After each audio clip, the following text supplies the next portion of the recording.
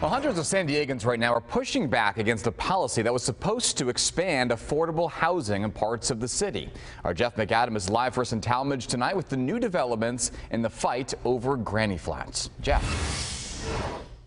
Hey, Andrew, yeah, it's one thing to build a granny flat in your backyard, maybe rent it out, make some money on it.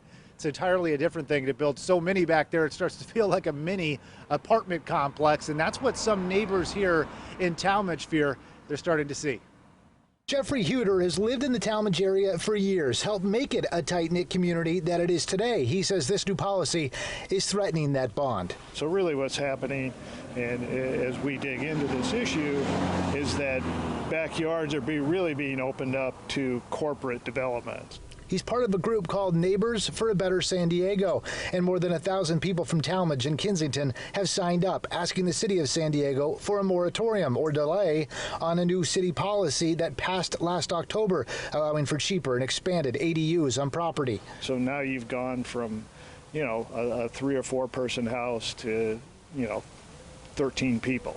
Amidst a housing crisis, California pushing for ADUs statewide, San Diego taking it a step further, cutting costs on city dues and architecture fees by allowing owners to use more than a dozen pre-approved designs. Additionally, owners can now add an extra granny flat to their property if they make it rent restricted or more affordable. If it's within a half mile of a transit line, they can add even more bonus units. Now they're really mini apartments. But the idea that this would turn into every single family residence being turned into an apartment building is simply not the truth.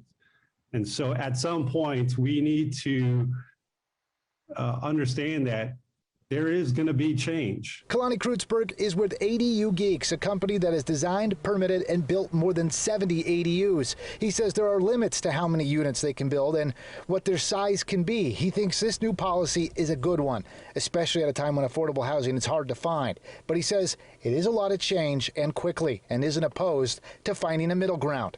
I absolutely understand where he's coming from, and I agree. We as a community need to work on this together. There doesn't need to be two opposite sides. We need to approach this problem together in a safe and healthy way that unites us all. Yeah, and we'll see if city officials agree with both these gentlemen. You heard right there Kalani say that he's all for finding a middle ground, although he disagrees in that there should be a year moratorium. He thinks they could hopefully find an answer in a much shorter period of time, maybe 6 months or something sooner. From Talmadge, Jeff McAdam, Fox 5 News. All right, Jeff, thank you very much.